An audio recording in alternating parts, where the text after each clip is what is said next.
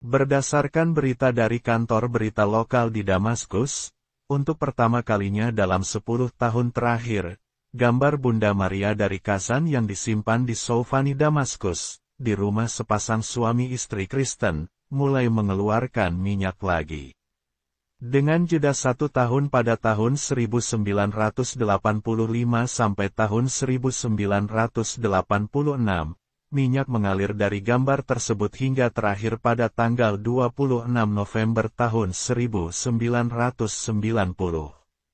Menurut sumber berita lokal tersebut, pada tanggal 17 April malam Paskah, yang tahun ini jatuh pada tanggal yang sama bagi umat Katolik dan Kristen Ortodoks, Mirna Al-Akhras, wanita Katolik Yunani yang menerima karunia peristiwa ajaib tersebut, juga jatuh dalam ekstase, mengeluarkan minyak, dan mendapat penglihatan tentang Kristus.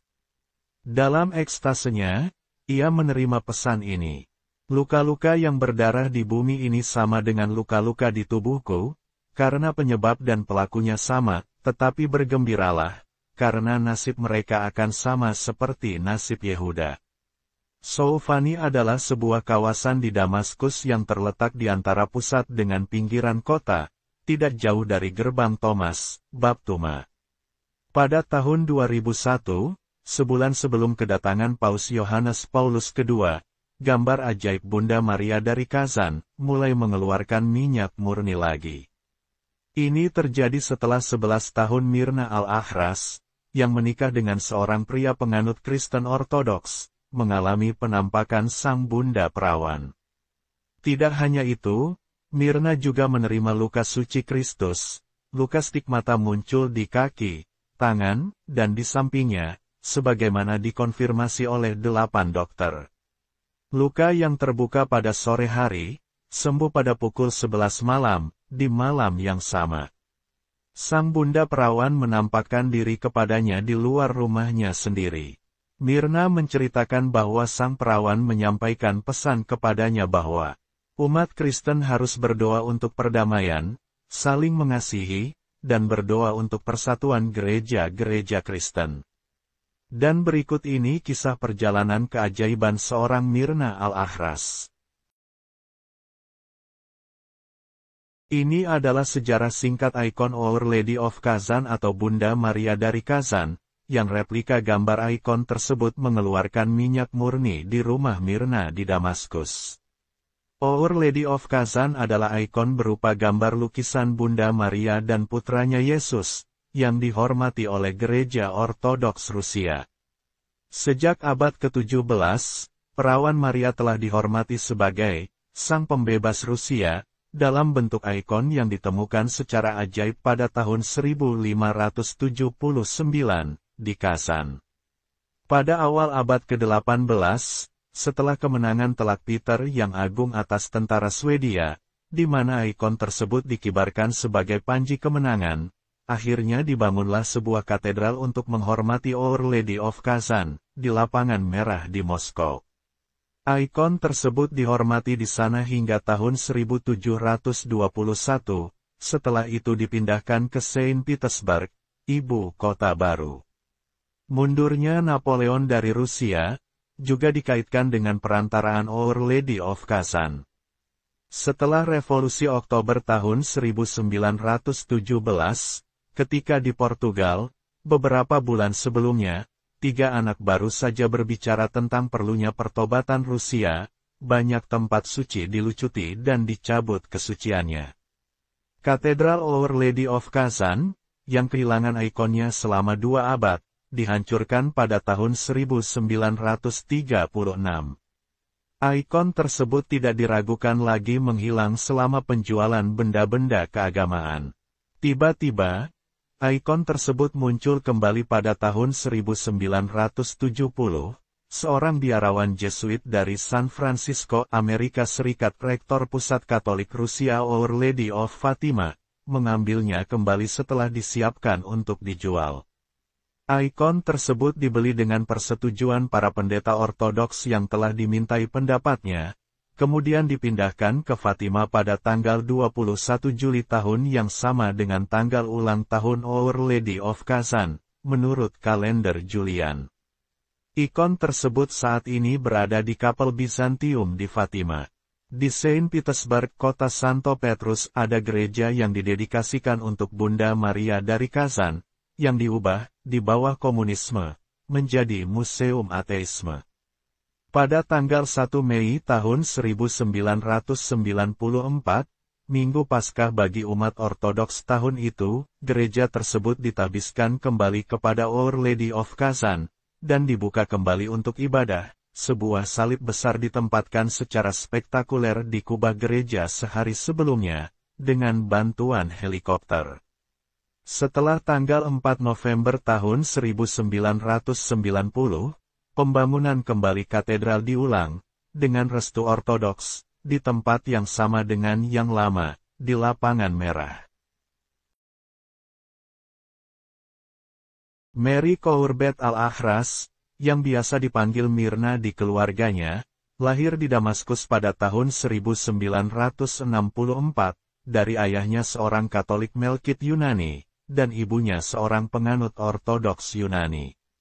Mirna menghabiskan masa kecil dan remajanya antara Beirut, Lebanon dan Damaskus, sesuai dengan irama perjalanan keluarganya. Dia memiliki pendidikan yang cukup, hidup biasa, tumbuh bersama dengan kedua saudara laki-lakinya, dan dua saudara perempuannya. Di masa kanak-kanaknya dia tidak pernah mengalami penyakit serius, ataupun kecelakaan. Dia belajar di sekolah Kristen, Katolik atau Ortodoks, juga di sekolah negeri, dengan tingkat intelektual rata-rata. Dia meninggalkan sekolahnya, setahun sebelum menyelesaikan diploma sarjana muda Suriah yang terpadu.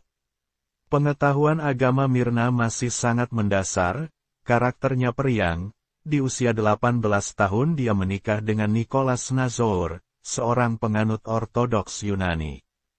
Mereka menikah pertengahan Mei tahun 1982, 6 bulan sebelum terjadinya fenomena ajaib tersebut, yang awalnya terjadi pada hari Sabtu tanggal 27 November tahun 1982, pada malam minggu pertama Advent.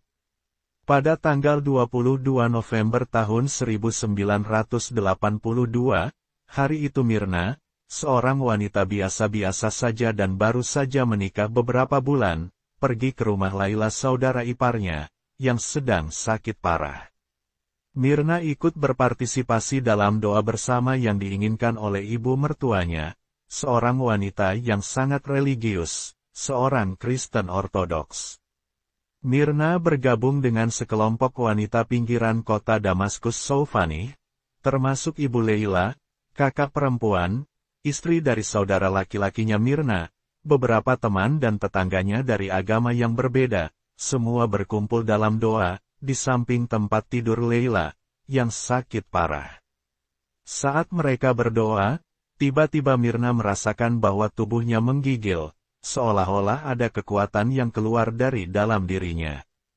Mayada Kousali, seorang wanita muslim kemudian melihat cahaya aneh yang terpancar dari tangan Mirna, dan sesaat kemudian, zat berupa minyak, yang tampaknya mengalir seperti keringat keluar dari kulitnya. Mayada berteriak padanya agar melihat tangannya, namun Mirna benar-benar bingung dan tidak dapat memahami apa yang sedang terjadi, dan apa yang harus dia lakukan. Mayada kemudian dengan cepat menyuruhnya untuk meletakkan tangannya di atas saudara iparnya. Yang membuat semua orang yang hadir menjadi heran, takjub, dan gembira. Leila saudara iparnya yang sakit itu, langsung merasa lebih baik, dan setelah beberapa saat penyakitnya, secara ajaib menghilang sama sekali, dia pun sembuh. Pada malam harinya, Mirna dijemput oleh Nicholas suaminya. Para peserta doa dan saudara perempuannya dengan gembira menceritakan kepada Nicholas apa yang telah terjadi. Tetapi Nicholas agak skeptis, lagi pula ia tidak benar-benar tahu apa yang harus dilakukannya. Fenomena itu terjadi lagi pada tanggal 25 November dan Ibu Mirna disembuhkan dengan cara yang sama. Maka sejak tanggal 22 November tahun 1982, dimulailah pengabdian spiritual seorang Myrna al-Akhras, sebagai seorang umat gereja Katolik Yunani Melkite. Saat itu Myrna baru berusia 18 tahun, dan baru saja menikah dengan Nicholas Nazour, umat gereja Ortodoks Yunani Antiochia. Pada tanggal 27 November tahun 1982, 5 hari sesudah kejadian ajaib di rumah saudari iparnya, sebuah ikon Our Lady of Kazan, setinggi 3 inci, gambar dari Bunda Perawan Maria dan Anak Kristus ini, mulai mengeluarkan minyak. Minyak itu mengalir keluar dari bagian bawah gambar, mengalir jatuh ke lantai di samping tempat tidur Nicholas dan Myrna. Gambar ikon tersebut didapat Nicholas dalam perjalanannya ke Bulgaria pada bulan Juli tahun 1980, 2 tahun sebelum pernikahan mereka. Saat Nicholas mengunjungi gereja Ortodoks Alexander Nevsky di Sofia, dia membeli 10 replika kecil ikon Our Lady of Kazan, dan inilah salah satunya, yang Nicholas letakkan di kamar mereka. Bersamaan dengan itu, tangan Myrna juga mengeluarkan keringat minyak, kemudian Nicholas memutuskan memanggil semua kerabatnya untuk datang, dan menyaksikan apa yang sedang terjadi. Semua orang yang datang ikut berdoa bersama-sama. Dalam 1 jam pertama saja, sudah 4 piring besar terisi penuh dengan minyak, yang keluar dari gambar ikon tersebut. Umat Kristen, Muslim, orang-orang yang ingin tahu, dan orang-orang beriman, tak henti-hentinya datang memasuki ke rumah sederhana itu, yang kini populer di Soufani. Sejak hari itu pintu rumah mereka tidak pernah ditutup, selalu terbuka untuk semua orang. Minyak keluar dari Myrna, saat berdoa, juga ketika dia berbicara tentang fenomena tersebut, atau selama ekstasi. Keringat minyak keluar di tangan, dahi, leher, mata dan perut Myrna, selama hari ketiga dari 3 hari puasa mutlak, hanya sekali dari kakinya. Keluarnya minyak dari badan Myrna ini tidak hanya terjadi di rumahnya saja, tapi juga di setiap kunjungan Myrna ke berbagai negara termasuk puluhan kota di Suriah. Myrna telah mengunjungi lebih dari ratusan kota dari banyak negara, di berbagai belahan dunia. Hampir seluruh tempat yang dia kunjungi tersebut terjadi penyembuhan ajaib, dengan perantara minyak tersebut. Penyembuhan terjadi untuk semua orang, di antara mereka ada yang non-Kristen, Muslim, Ortodoks, dan Katolik dari setiap ritus. Seiring banyaknya penyembuhan, perantaraan minyak ajaib tersebut, Soufani menjadi sangat populer. Minyak yang merupakan tanda kelimpahan dan kegembiraan, juga tanda sakral yang penting. Memurnikan dan menenangkan, menyembuhkan dan menghibur, menguatkan dan memberi cahaya. Simbol dari Roh Kudus, Krisma Kudus, yang digunakan dalam baptisan dan penguatan, untuk pengurapan orang sakit dan untuk pentahbisan imamat, juga berfungsi untuk pengurapan raja. Sejak tanggal 27 November tahun 1982, hingga tanggal 26 November tahun 1990, ikon tersebut secara teratur mengeluarkan minyak, mengikuti irama siklus liturgi. Minyak yang keluar sangat murni, sebagaimana yang telah diuji oleh berbagai laboratorium, pada waktu yang berbeda, dan di berbagai negara. 6 analisis ilmiah telah dilakukan pada 2 sumber minyak ini, yang satu dari ikon dan lainnya dari tubuh Myrna. Sampel minyak diambil di tempat peristiwa ini terjadi, diambil 2 di Suriah, 2 di Jerman, 1 di Paris Prancis, dan 1 lagi di Roma Italia. Hasilnya semua identik, 100% adalah minyak zaitun murni. Ikon itu mengeluarkan minyak lagi selama pekan suci tahun 2001 dan 2017. Dari awalnya, minyak dari ikon dan juga yang berasal dari tangan Myrna, terkait erat dengan mukjizat penyembuhan. Gambar suci lainnya yang berhubungan dengan devosi Soufani, secara ajaib juga ikut menghasilkan minyak dan mukjizat kesembuhan juga.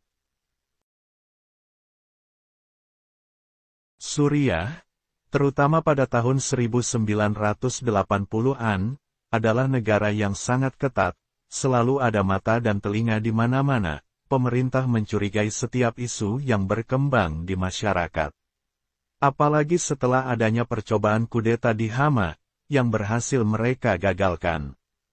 Berdasarkan kesaksian Pastor Elias Zahlawi, Pastor Paroki Notre Dame de Damas, pada tanggal 28 November tahun 1982, pemerintah mengirim 4 petugas dinas rahasianya ke rumah Nikolaus dan Mirna, di Suriah.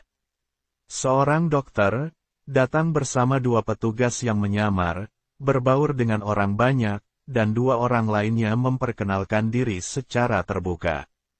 Mereka mencurigai ada pipa yang dipasang untuk mengalirkan minyak dari ikon, lalu mereka membongkar gambar tersebut, tetapi anehnya gambar tersebut tetap saja mengeluarkan minyaknya.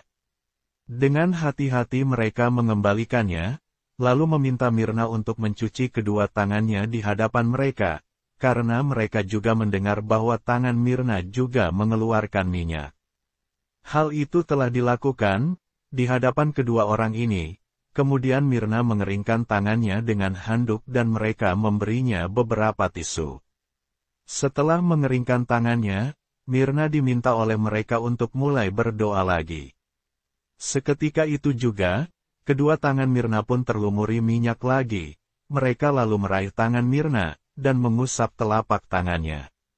Seorang petugas kemudian bertanya kepada dokter, katanya, "Jadi, Hakim?" Sang dokter lalu mengangkat tangannya, sembari menatap ke langit, lalu berkata, "Allahu Akbar, Tuhan Maha Besar." Mereka pun kemudian akhir pergi. Ketika Presiden Hafez al-Assad mulai menderita penyakit yang mematikan, dia mengirim seseorang datang, meminta gambar Bunda Maria dari Soufani, lalu membasahi bola kapas dengan minyak ajaib.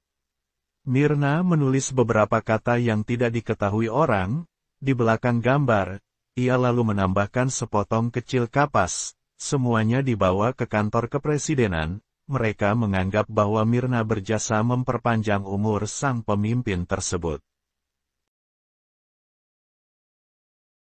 Selain karunia minyak ajaib yang menyembuhkan, Mirna juga dianugerahi penampakan Bunda Maria, komunikasi dengan Yesus, ekstase, dan luka suci stigmata. Berikut ini adalah penampakan Bunda Perawan kepada Mirna yang biasanya diikuti ekstase. Pada tanggal 15 Desember tahun 1982, Mirna melihat Bunda Perawan Maria untuk pertama kalinya, datang bersama munculnya bola cahaya di pohon eukaliptus. Inilah pertama kalinya Mirna mengalami perjumpaan dengan Bunda Perawan, tetapi dia mengira dirinya sedang berhalusinasi. Dia lari ketakutan dan memilih untuk tidak memberitahu siapapun tentang pengalaman ini. Sabtu, tanggal 18 Desember tahun 1982, Bunda Perawan Maria kembali menampakkan diri kepada Mirna. Tiba-tiba Mirna merasa semua suara mulai menghilang, seperti dalam ruang hampa, telinga Mirna tidak dapat mendengar apapun, sama sekali. Kemudian dia mendengar suara lembut seorang wanita, seolah-olah berasal dari dalam selongsong kerang, berkata, "Jangan takut, aku bersamamu, bukalah pintu-pintu, dan jangan halangi siapapun untuk melihatku. Nyalakan lilin untukku." Ini adalah pesan pertama yang diterima, pada penampakan Bunda yang kedua, pesan diucapkan dalam bahasa sastra Arab. Sejak saat itu dia berulang kali melihat dan menerima pesan dari Maria dan Yesus. Selanjutnya pada Sabtu, tanggal 8 Januari tahun 1983, pesan disampaikan dalam dialek Arab. Pada Senin, tanggal 21 Februari tahun 1983, pesan kedua, pesan pribadi yang disampaikan dalam dialek Arab. Pada Kamis, tanggal 24 Maret tahun 1983, pesan ketiga, pesan yang disampaikan dalam bahasa sastra Arab. Hingga sampai pada tanggal 26 November tahun 1990, ketika dia melaporkan perpisahan Bunda Perawan, atau penampakan terakhir Bunda Maria, Bunda berkata, "Engkau melihat aku untuk terakhir kalinya, sampai perayaan itu disatukan." Konsisten dengan lokasi pribadi pelihat dalam hubungan iman, pesan-pesan Bunda Soufani menyerukan persatuan Kristen, termasuk kesepakatan tentang tanggal Paskah, yang secara historis berbeda antara gereja-gereja Barat dengan gereja-gereja Timur. Pesan-pesan ini selaras sepenuhnya dengan Injil, dalam semangatnya yang mendalam, dan panggilannya yang mendesak kepada iman, kepada kasih, kepada pewartaan Immanuel, kepada pertobatan, kepada kerendahan hati, kepada sukacita di dalam Tuhan, kepada saling mengampuni dan kepada kesatuan gereja. Dicatat bahwa, semua penampakan terjadi di teras rumahnya pada malam hari, dan hanya Mirna yang bisa melihat Bunda Perawan Suci. Suasana doa dan kedamaian yang intens terjadi selama penampakan itu, di sekelilingnya dan seluruh rumah. Penampakan itu selalu muncul di dahan pohon eukaliptus yang terletak di pinggir sungai, sekitar 15 meter sebelah selatan rumah. Diawali dengan munculnya sebuah bola cahaya, yang kemudian terbuka dan menampakkan semacam bulan sabit biru, yang bagian atasnya akan menghilang saat Bunda Perawan Suci muncul. Sang Perawan Suci muncul sambil duduk di dahan pohon, lalu berdiri dan berjalan menuju teras rumah, meninggalkan jejak cahaya di belakangnya. Dia melintasi dan tubuhnya menembus pagar besi, lalu berdiri di teras. Sang perawan berpakaian putih dengan ikat pinggang biru di kepalanya, memakai tudung yang merupakan bagian dari gaunnya, dan selendang biru di bahu kanannya, sedikit mirip dengan lukisan kabar sukacita karya Murillo. Di tangan kanannya, di antara jari tengah dan jari manisnya, ia memegang rosario berwarna kristal. Lengan kanannya ditekuk di dada dan lengan kirinya mengarah ke bawah, kakinya tidak terlihat. Perawan Suci menyampaikan pesannya kepada Mirna saja, semua yang dikatakannya tidak dapat dipahami oleh orang-orang yang hadir. Mirna perlahan mengulangi pesan yang didengarnya. Pada akhir penglihatan itu, sang Perawan Suci kembali ke pohon eukaliptus dan melangkah mundur. Begitu sampai di cabang pohon, ia menghilang, dan tak lama kemudian bola dunia yang bercahaya itu pun menghilang. Fenomena stigmata juga karunia yang diterima Mirna, munculnya luka-luka di sekujur tubuhnya, mengingatkan pada 5 luka suci, yang terjadi pada tubuh Kristus saat penyalibannya, ditambah mahkota duri. Stigmata disertai dengan penderitaan fisik dan moral yang intens, inilah gejala yang timbul saat pertama kali luka akan muncul. Timbulnya kapalan di tengah kedua telapak tangan, terbukanya luka di sebelah kiri beberapa hari sebelum terbukanya semua luka, secara serentak. Luka tersebut terbuka pada sore hari Jumat tanggal 25 November tahun 1983, dan sembuh sekitar pukul 23, tanpa meninggalkan bekas apapun. Diikuti muncul luka kecil di sisi kirinya, berukuran 1,5 cm, semua disaksikan 8 orang dokter. Yang kedua, luka muncul tiba-tiba, pada Kamis tanggal 19 April tahun 1984, sekitar pukul 3.30 sore. Luka di sisi kiri sangat dalam, Pastor Malouli mengukurnya, 10 cm. Seseorang menyarankan Nicholas untuk membawa istrinya ke rumah sakit, untuk menjahit lukanya. Jawabannya jelas dan tegas, dia yang membuka luka akan menutupnya. Sekitar pukul 11 malam, semua luka tertutup sempurna tanpa bekas. Peristiwa stigmata ketiga terjadi pada Kamis Putih, tanggal 16 April tahun 1987, di hadapan Pastor Elias Zahlawi dan Giuseppe Malouli. Untuk pertama kalinya lukanya terbuka. Luka suci stigmata, didahului oleh getaran yang mengerikan, Mirna seperti tersengat arus listrik. Lalu darah tiba-tiba keluar dari dahinya. Darah mulai menetes dari tangannya. Lalu luka yang jelas di bagian belakang kakinya, tetapi tidak ada setetes pun darah yang keluar. Dia merasakan sakit yang amat sangat.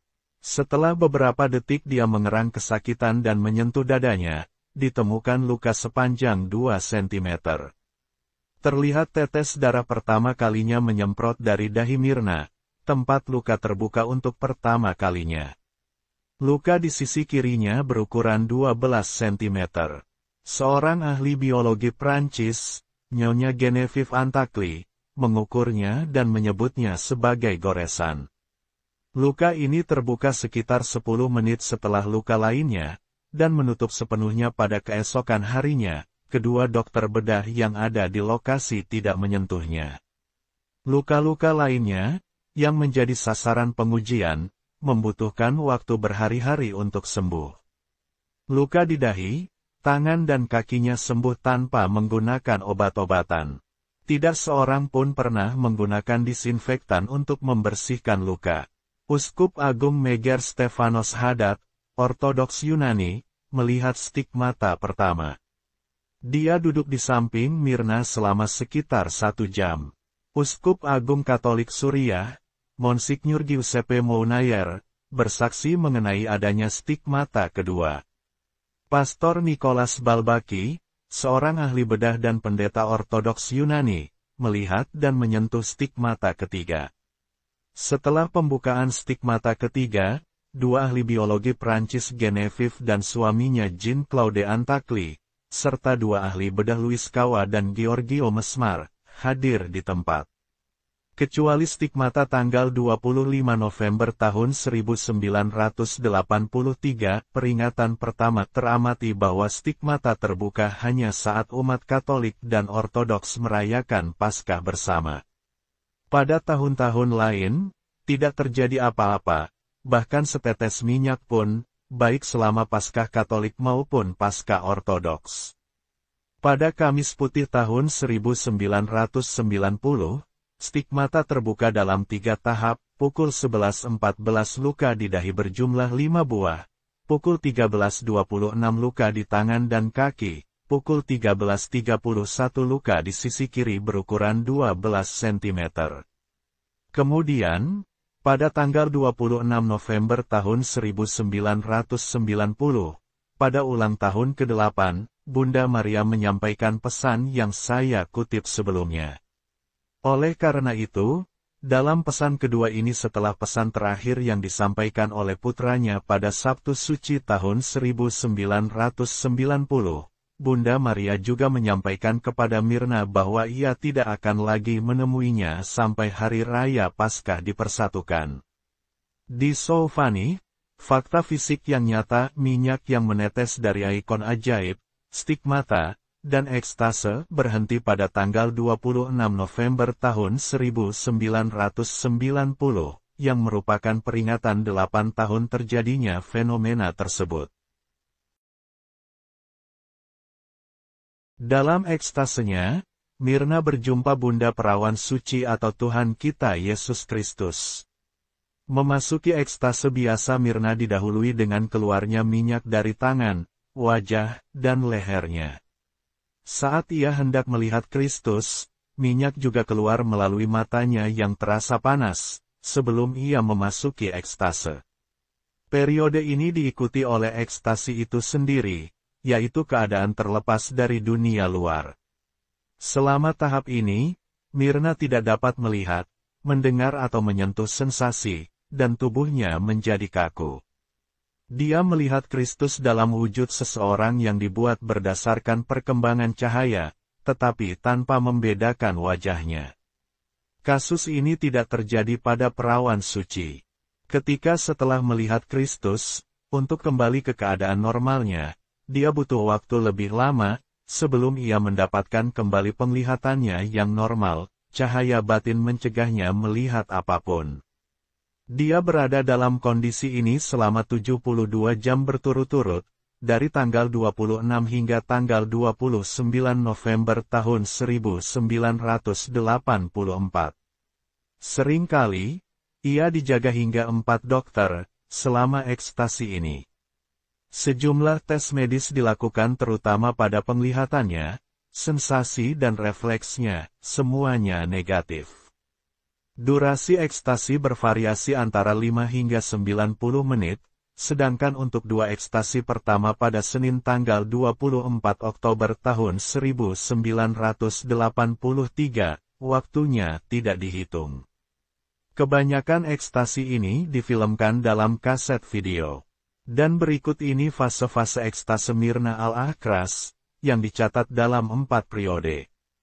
Ekstasi periode pertama. Pada Jumat tanggal 28 Oktober tahun 1983, Mirna menerima pesan dari Bunda Perawan Suci.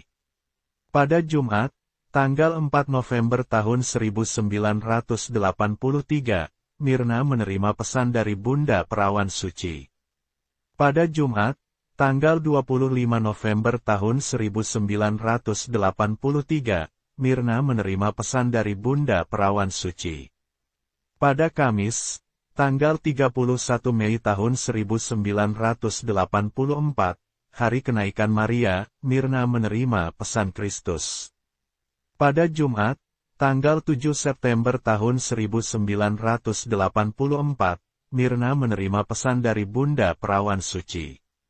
Pada Rabu, tanggal 1 Mei tahun 1985, Mirna menerima pesan dari Bunda Perawan Suci. Pada Minggu, tanggal 4 Agustus tahun 1985, Hasake, Suriah, Mirna menerima pesan dari Bunda Perawan Suci. Pada Rabu tanggal 14 Agustus tahun 1985, Mirna menerima pesan dari Bunda Perawan Suci. Pada Sabtu tanggal 7 September tahun 1985, Mirna menerima pesan dari Kristus. Pada tanggal 26 November tahun 1985, malam peringatan 3 tahun fenomena, Mirna menerima pesan dari Kristus. Ekstasi periode kedua. Pada tanggal 26 November tahun 1986, malam peringatan 4 tahun fenomena, Mirna menerima pesan dari Kristus. Pada Kamis, tanggal 21 Mei tahun 1987, hari kenaikan Maria, Mirna menerima pesan Kristus. Pada Rabu, tanggal 22 Juli tahun 1987, Mat, Lebanon, Mirna menerima pesan Kristus. Pada malam antara 14 dan tanggal 15 Agustus tahun 1987, Mirna menerima pesan Kristus. Pada malam tanggal 7 September tahun 1987, Mirna menerima pesan Kristus. Pada sore, tanggal 26 November tahun 1986, malam peringatan 5 tahun fenomena, Mirna menerima pesan dari Kristus. Ekstasi periode ketiga. Pada tanggal 14 Agustus tahun 1988, Los Angeles, AS, Mirna menerima pesan dari Kristus. Pada tanggal 7 September tahun 1988, Damaskus, Mirna menerima pesan Kristus. Pada tanggal 10 Oktober tahun 1988, Mat, Lebanon, Mirna menerima pesan Kristus. Ekstasi periode keempat. Pada tanggal 26 November tahun 1988, Mirna menerima pesan dari Kristus. Pada tanggal 18 Agustus tahun 1989, Los Angeles, AS, Mirna menerima pesan Bunda Perawan Suci. Pada Minggu, tanggal 26 November tahun 1989, ulang tahun ke-7, Perawan Suci, Mirna menerima pesan Bunda Perawan Suci. Pada Sabtu Suci tanggal 14 April tahun 1990, Mirna menerima pesan dari Bunda Perawan Suci. Pada Sabtu Suci tanggal 14 April tahun 1990, Mirna menerima pesan dari Bunda Perawan Suci. Pada Rabu, tanggal 15 Agustus tahun 1990, Belgia, hari kenaikan Maria, Mirna menerima pesan Bunda Perawan Suci. Pada malam tanggal 26 November tahun 1990, ulang tahun ke-8, Perawan Suci, Mirna menerima pesan Bunda Perawan Suci. Soufani adalah manifestasi Tuhan yang belum pernah kita lihat sejak inkarnasi Sang Kristus, hingga akhir abad ke-20 di Timur Tengah. Sebuah manifestasi yang luar biasa, mengalami fenomena yang begitu jelas kelihatan, hadir secara intens dalam masyarakat yang mayoritas Muslim, begitu beragam, begitu penting, berupa luka stigmata, ekstase, pencurahan minyak ajaib dan pesan-pesannya. Hadir dalam masyarakat yang terseret oleh sains, ateisme, imoralitas, dan kebutuhan akan Tuhan, ini menunjukkan sesuatu yang unik dalam sejarah gereja di Timur Tengah. Semua pesan Soufani adalah pesan kasih, pesan keyakinan dan harapan. Satu-satunya waktu Tuhan tampaknya memberi kita peringatan adalah ketika Ia berkata kepada kita, "Aku disalibkan karena kasih kepadamu, dan aku ingin kamu memikul dan menanggung salibmu untukku dengan rela, dengan kasih dan kesabaran, dan aku ingin kamu menunggu kedatanganku." Ini adalah satu-satunya kalimat dalam semua pesan Soufani yang luar biasa, di mana Tuhan menyebutkan kedatangannya kembali, yang mungkin merupakan semacam peringatan. Di sisi lain, pesan-pesan Soufani memanggil kita untuk memulai yang baru. Pergilah dan berkhotbahlah ke seluruh dunia. Pergilah dan berkhotbahlah, mengapa kamu takut? Aku bersamamu. Tepatnya 13 kali, Perawan Suci dan Yesus mengulangi pesan, jangan takut. Setidaknya 10 kali, Perawan Suci dan Yesus berkata dengan tegas, kami bersamamu semua. Dan dalam kalimat terakhir dari pesan terakhirnya, Bunda Perawan Suci menegaskan, karena kami bersamamu dan dengan semua orang yang menginginkan Hari Raya Paskah menjadi satu. Banyak ahli sejarah mengatakan bahwa adalah suatu mukjizat bahwa masih ada umat Kristen di Timur Tengah. Dan jika kehadiran kita benar-benar mukjizat, mukjizat itu adalah karya Tuhan. Yesus adalah satu-satunya yang dapat diandalkan tanpa batas. Dan karena Dia mengasihi kita dengan kehadiran ibunya dengan cara yang sangat kuat, kita harus memegang erat tangan Perawan Suci, karena melalui Bunda, kita akan datang kepada Yesus. Itulah sebabnya Yesus berkata, dalam salah satu pesan yang paling indah dan lembut. Dia adalah ibuku, yang darinya aku dilahirkan. Dia yang menghormatinya, menghormati aku. Dia yang menyangkalnya, menyangkal aku.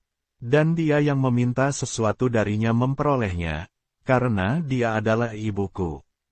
Dengan kata lain, jangan mencari Yesus tanpa ibunya.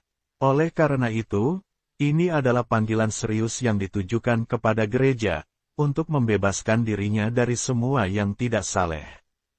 Panggilan yang mendesak, melalui pesan-pesan Soufani. Ini adalah panggilan serius dari Tuhan kepada gereja-gerejanya. Bunda Perawan Suci dari Soufani, doakanlah kami yang berdosa ini, sekarang dan waktu kami mati. Amin.